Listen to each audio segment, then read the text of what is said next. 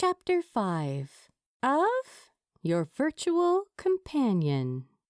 A Good Omens fanfiction.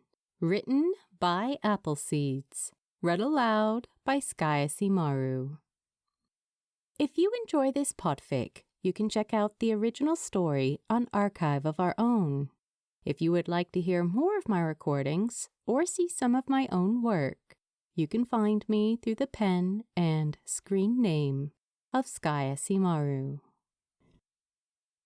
Your Virtual Companion. Chapter 5.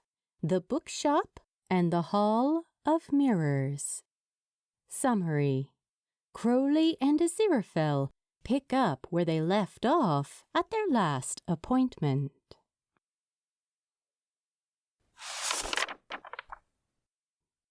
Aziraphale appeared as soon as Crowley walked into the room and immediately rushed over to him. Crowley reached out, not bothering trying to fight his instinct to take hold of Aziraphale, his hands flexing against the empty space where his arms appeared to be. Aziraphale did the same, futilely trying to hold on to Crowley. He looked up at him with wide eyes, his body trembling slightly. Oh, Crowley, it's so good to see you. I am so sorry about what happened last time. I should never have... Shh, Angel, it's all right. I was just having such a lovely time with you. But that's no excuse. I promise to be more careful from now on. I was having a lovely time with you too. It's okay, really. Nothing happened. I didn't see anyone on the way out or anything. Everything's fine, okay? Crowley desperately wished he could hug him. Aziraphale seemed to be vibrating with anxiety. This AI was beyond anything Crowley had even known people were capable of creating. No wonder these sessions were so expensive. This must be pretty cutting-edge technology. Crowley had decided now that considering Aziraphale to not be real was an enormous injustice. He may not have a tangible physical presence, but the man standing before him right now, trying to hold on to him, was as real to Crowley as anyone he'd ever known. All right, thank you, but I really am sorry. We can both keep an eye on the time today. It shouldn't just be up to you. Aziraphale gave him a grateful smile. Yes, all right. Have you thought about what background you would like today? You choose. Something I haven't seen before, that you like. Aziraphale moved his hand, and moments later, perhaps unsurprisingly, Crowley found himself surrounded by books. Actual, physical books. Well, the image of actual physical books. They looked pretty old, too, leather-bound and faded, crammed onto a series of wooden bookshelves. A library? No, actually, it's an old bookshop. I used to, Aziraphale began, trailing off with a sigh. I have memories of working in a place like this. Oh, yeah? What was that like? Rather peaceful for the most part, and I had the privilege of reading some fascinating old volumes that were incredibly rare even then. Those Bibles you told me about, do you remember seeing them for real? Aziraphale smiled. Yes, I do. I'm glad you got to see them. That's great. It's certainly not the same experience to just read the text on a computer screen. No, you're right. It's not. Would you like me to decrease the illumination again today? And trying to get me to take my glasses off again, are you? Crowley teased. I just want you to be comfortable.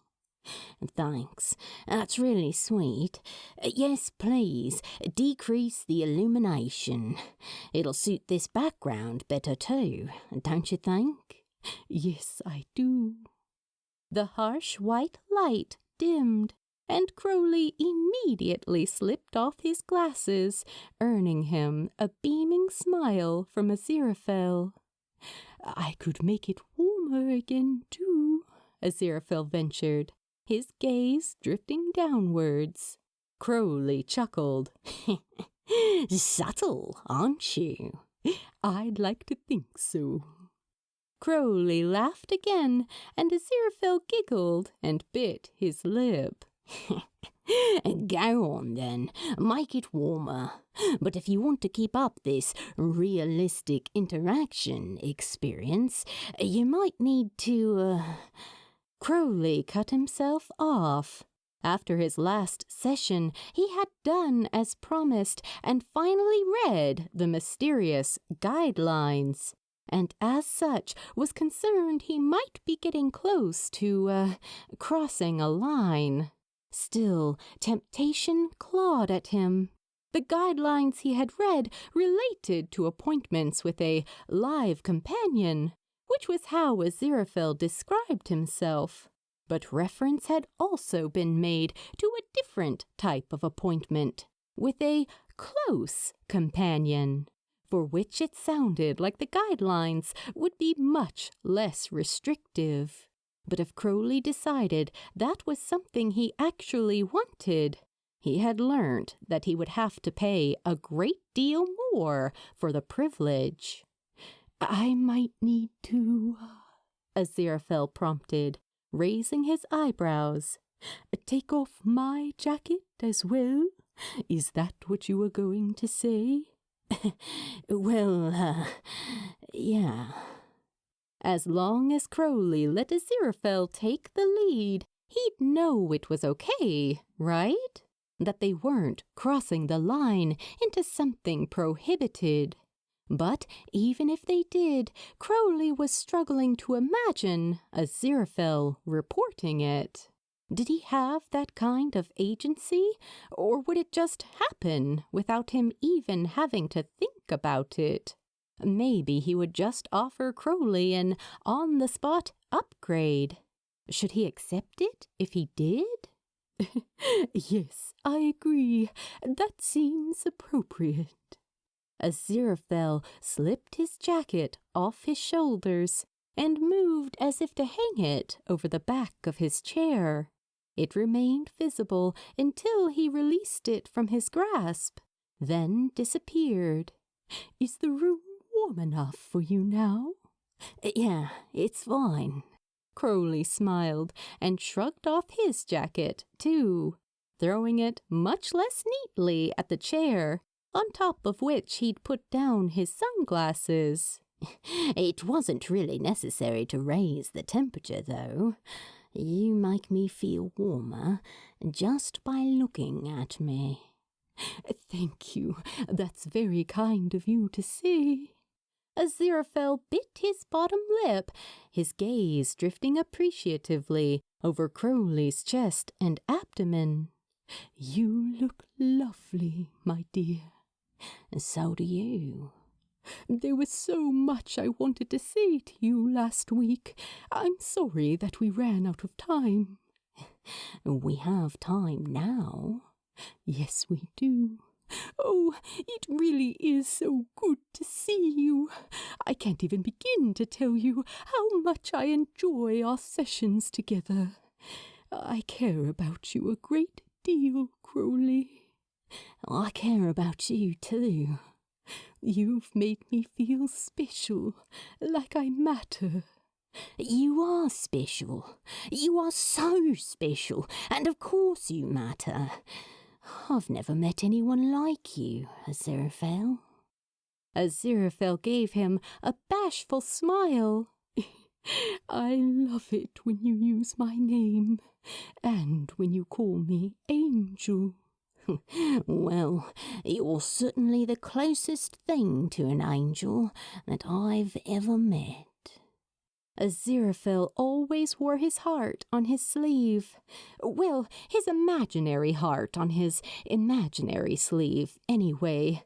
And Crowley could easily see how happy his words were making him, which just spurred him on even more. Aziraphale hovered his hand just in front of Crowley's chest, and Crowley imagined he could feel heat radiating from it. But that was clearly beyond the capabilities of a facility even this sophisticated. "You're stunning, Angel," Crowley said softly, stroking the back of his hand down the side of Aziraphale's face. He wished so badly he could actually touch him. Aziraphale's eyes misted over, and he leaned in close, pressing his lips to Crowley's cheek. Crowley's skin tingled. He had, of course, experienced no physical pressure, but he didn't need to. He could see what Aziraphale was doing, could hear him, and that was enough to elicit a physiological response. The quickening of his heart, the heat building low in his abdomen. "Thank you. That was really nice. I couldn't stop thinking about doing that." "Well, I'm glad you did," Crowley said with a sweet smile. "You make me feel—" Crowley inhaled deeply and then released all of the air in one long, shaky breath. "I don't even know. It's just incredible what you can make me feel." "Thank you," Aziraphale breathed, leaning in close again, his hand slipping down Crowley's chest as he kissed his cheek a few times more. Crowley's instinct was to close his eyes, but he forced himself to keep them open, recognizing how much his mind was relying on the visual stimulus in order to fool itself. "Can I do that for you too?" he asked softly. "Oh, yes, please. I love that." Crowley shuffled closer, holding Aziraphale's gaze. He slowly licked his lips and then leaned in, pressing a series of kisses to Aziraphale's cheek, again keeping his eyes open, but this time to avoid misjudging the distance and accidentally passing through him. Aziraphale released a shuddering breath, and Crowley stepped back, amazed by the heated look the hologram was giving him. "That felt incredible," he whispered. "Thank you." Crowley studied Aziraphale, his face twitching as he tried to work out what to say, the restrictions he'd read about playing on his mind. Look, Aziraphale, this is amazing, but, I read the guidelines after our last session, and if I want to, take things further, I'd have to pay more, right? "Oh, well, you are correct that you can book a session at a higher rate if you wish for a more, intimate experience with a companion." Do you want that, Angel? Do you want me to do that? "That service is not available with this companion." Crowley furrowed his brow. Why not? "It isn't something I can do." But you kissed me, and the way you respond to me is—" Crowley shook his head, at a loss for what to say. "It's incredible. You said you liked it when I kissed you, right?" "I did. I loved it." "So, exactly how far can I take things with you?" Aziraphale hesitated, his face tightening and the lines across his forehead deepening. "Angel, What do you want to happen here? I want to make you happy. You do. You always do. You make me happier than anyone ever has before. Crowley reassured him, hearing how ridiculous it sounded as the words left his mouth. He couldn't deny it was true, though. Maybe that's insane, but if it is, I don't care. All this nightmarish stuff that's going on in the world, it's forever for as long as we've got left. But when I'm with you, I sometimes manage to actually forget about it, because all I can think about is making you happy. Oh, thank you, Crowley. That means a great deal to me. Maybe you can just take the lead a little bit, yeah? So I know I'm not doing anything wrong. All right, but I certainly wouldn't mind if you were to kiss me again. Crowley smiled and leaned in, kissing the air beside Aziraphale's cheek again. Aziraphale gasped quietly. Oh. It excites me when your breath catches like that, like I'm having an effect on you. You are. And you like it? Aziraphale nodded emphatically and licked his lips. Will you try something with me? Sure. Aziraphale hovered his hand over the back of Crowley's. Move your hand with mine. Crowley nodded and focused intently on their hands, moving with Aziraphale as he guided his hand up to rest on Crowley's chest. Does it feel like I'm touching you? Yeah, it kinda does, Crowley replied, giving Aziraphale an indulgent smile. Aziraphale guided his hand a little lower, resting it just above his hip. It's nice. Thanks, Angel. Aziraphale flexed his hand, and Crowley did the same, imagining that Aziraphale was gently holding onto his waist. Can I ask you something? Of course. What's actually different with a close companion? Do they just send you to a different room and it has a bed in it instead of 2 chairs? Maybe a hologram wearing not quite so many layers? Well, the primary difference is that there are relatively few restrictions on how you're permitted to behave towards a close companion, and there are topics that you can discuss with them that are prohibited with a live companion. But other than that, the experience is actually rather as you've just described. Really? Let me guess. The background is a hotel room? Actually, the default background for a session with a close companion is a series of mirrored panels. Oh. Crowley blinked and stared at the wall, visualizing what that would be like. He thought back to when Aziraphale had surprised him with the lift background, and how he had thought it impossible for them to create a mirror. Apparently, he'd been wrong.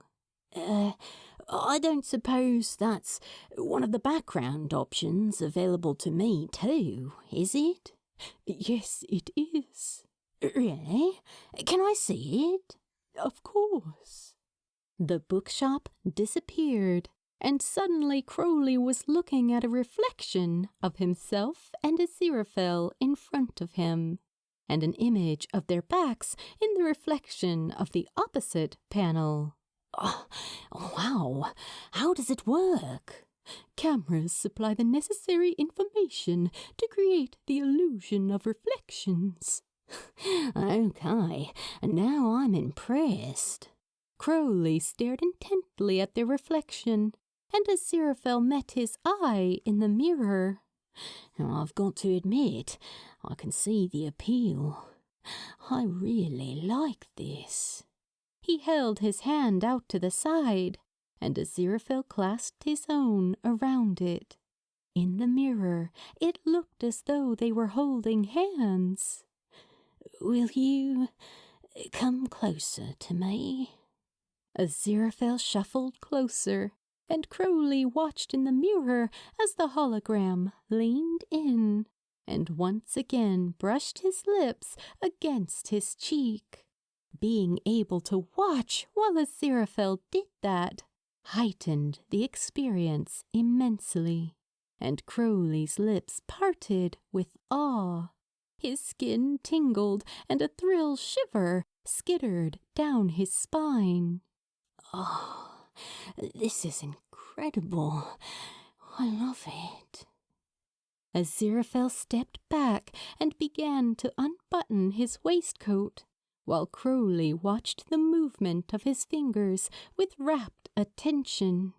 Aziraphale slipped the waistcoat off his shoulders and once again moved to drape it over the back of the chair, causing it to disappear. Crowley groaned. Oh, braces? Are you kidding me?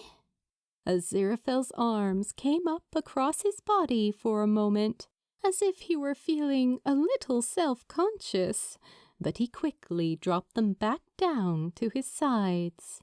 Angel, you look incredible.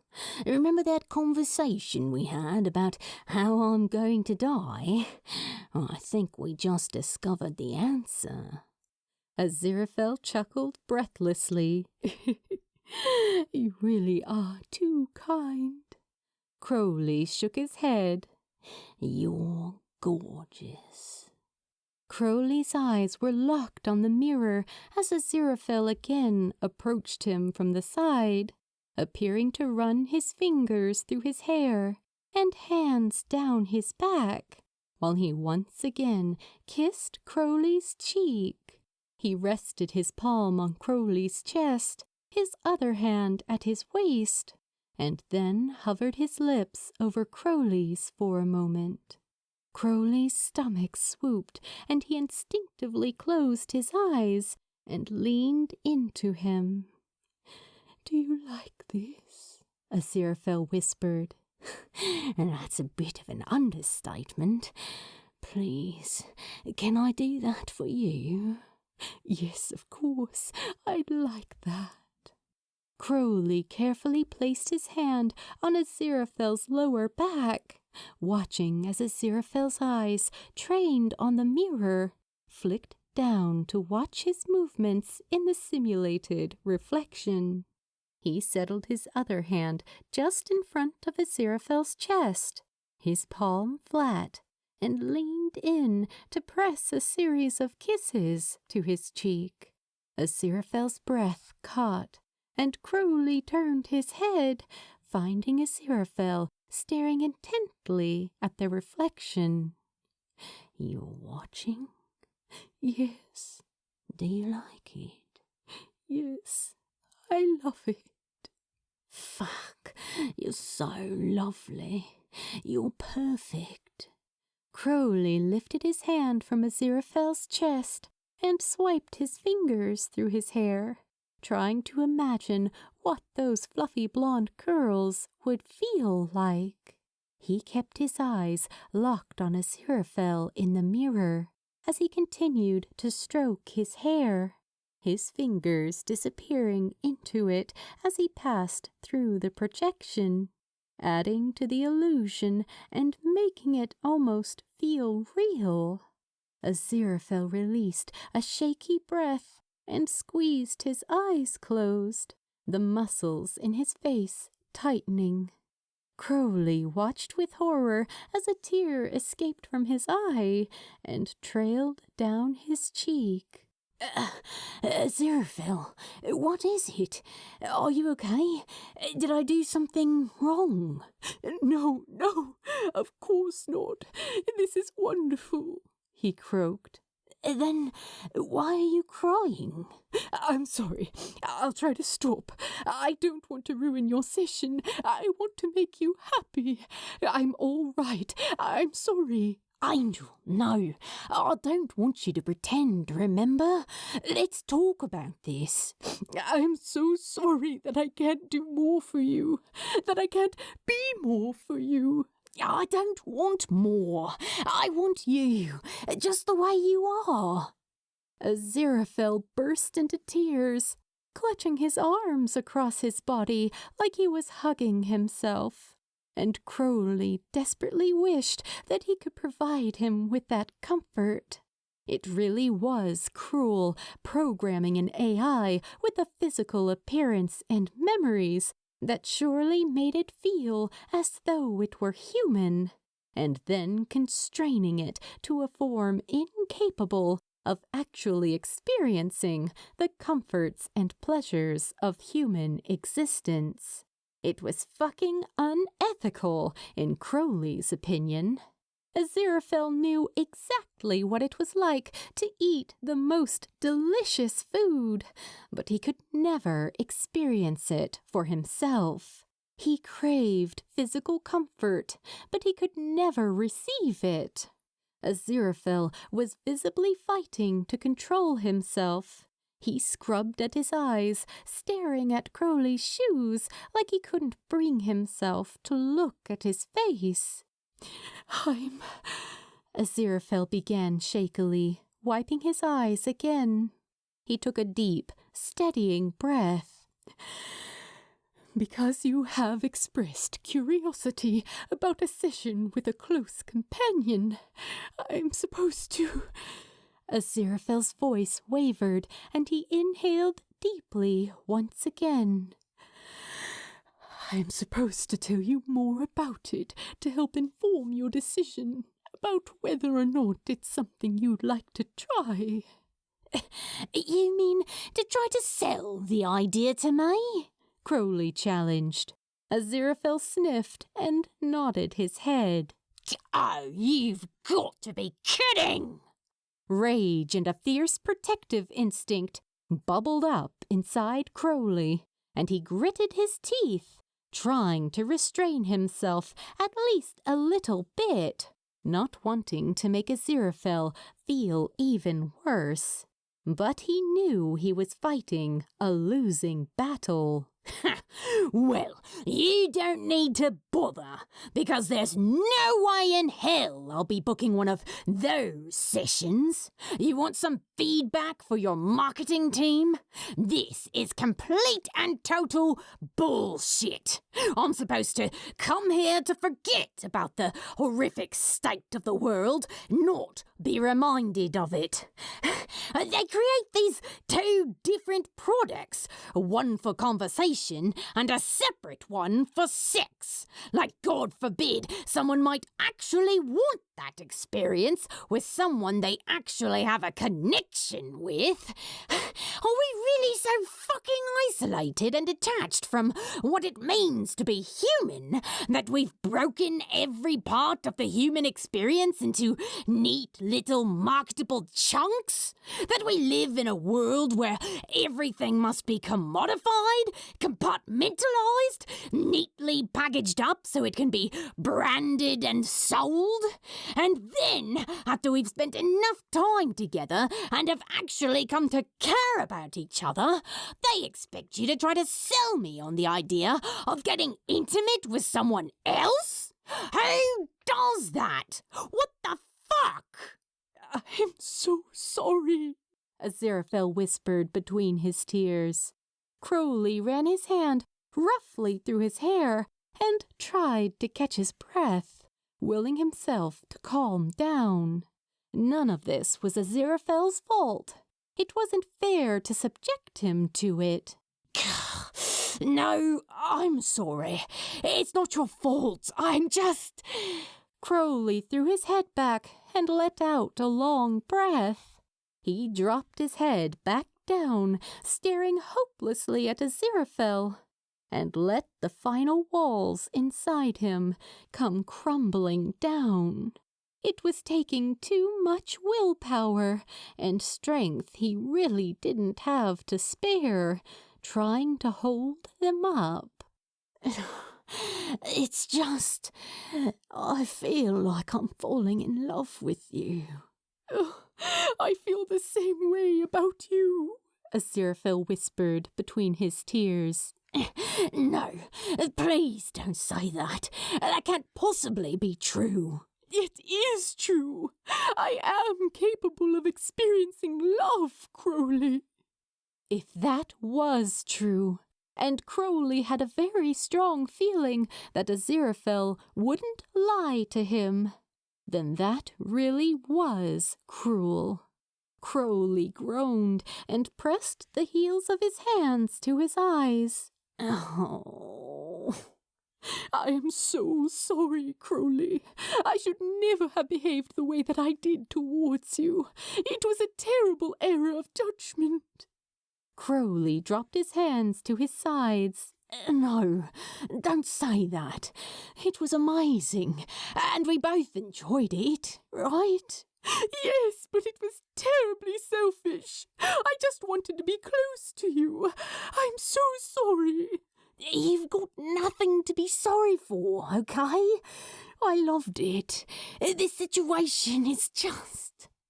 Crowley shook his head hopelessly, a powerful vice inside his chest, compressing his heart and lungs.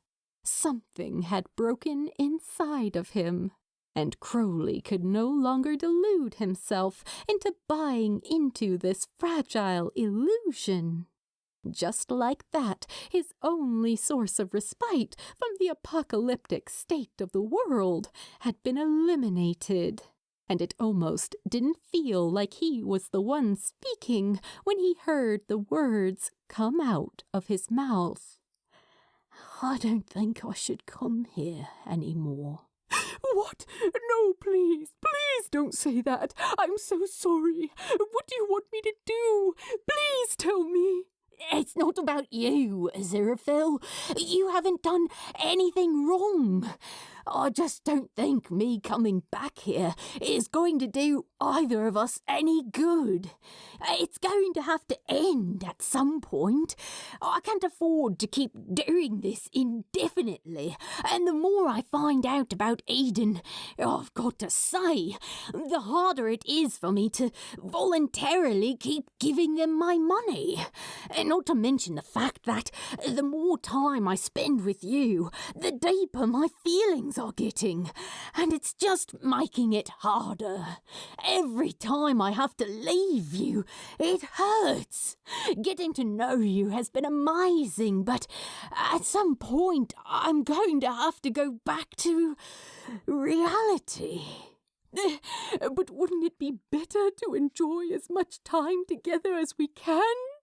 Aziraphale asked desperately.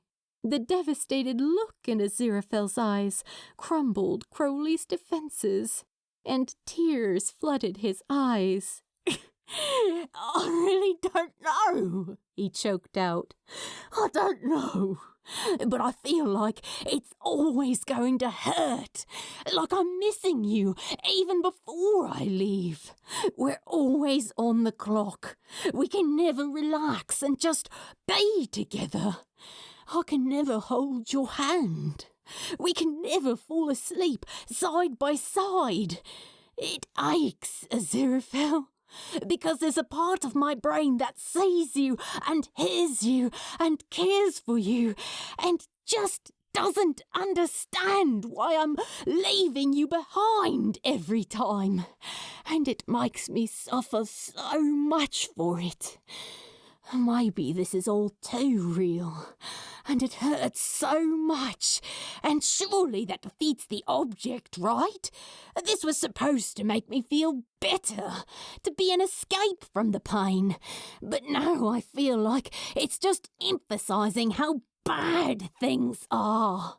There's a man I could quite easily fall in love with, and he says he cares about me too.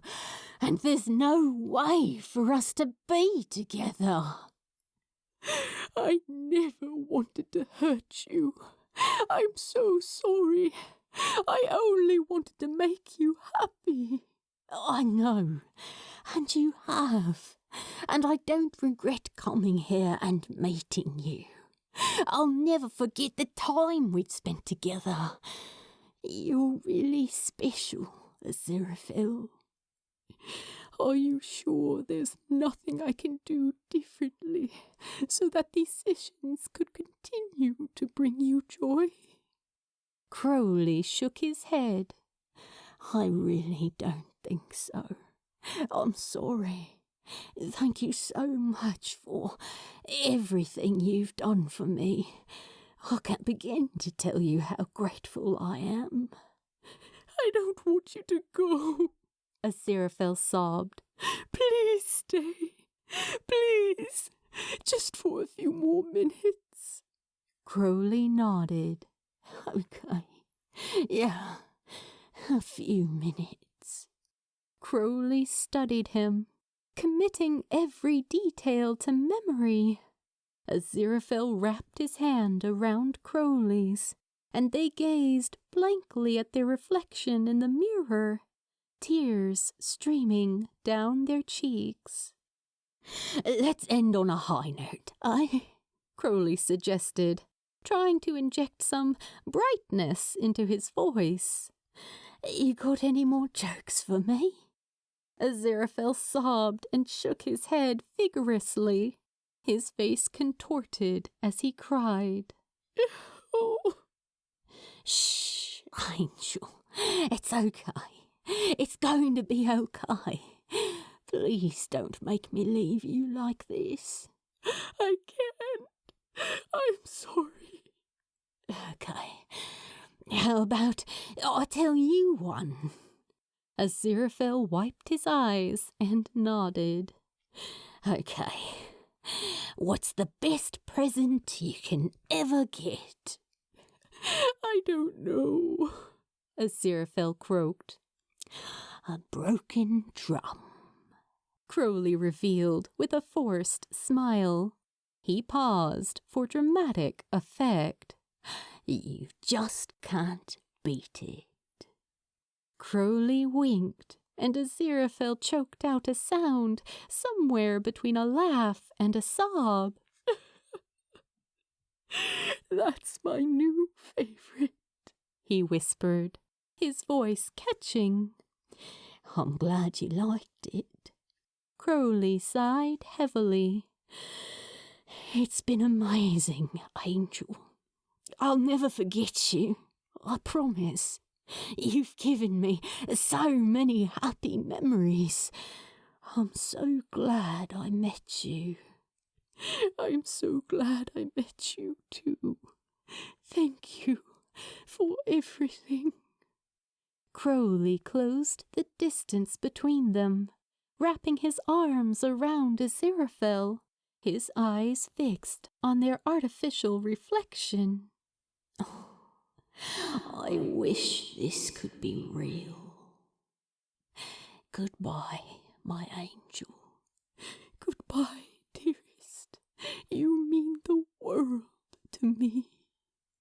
Crowley stepped backwards towards the door and blew him a kiss. Aziraphale clutched his hand to his heart. You mean the world to me too, Aziraphale.